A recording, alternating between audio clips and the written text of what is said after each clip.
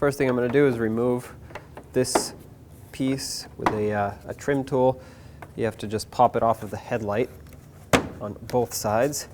There we go. And follow it along, do the same to the other side. Now this is off. And now you'll notice that the badge is basically glued on there. So I'm going to take a heat gun and heat up the back of it. That'll hopefully soften up the glue, and then we can pry it off. Now don't melt the plastic, but make sure it's nice and hot. That way it'll come off easily. Now with this nice and hot, let's pry up on the emblem.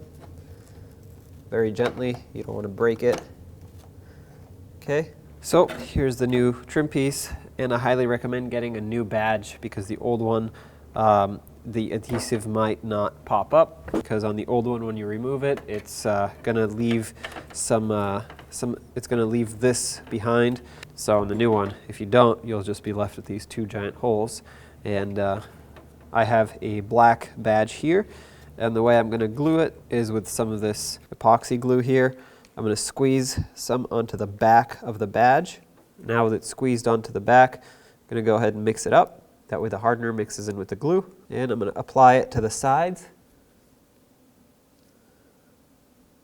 Now line it up and position it. Press it on. Now let's get this piece back on. Line this piece up with your grille and the headlights. Once it's all lined up, you can go ahead and press it on.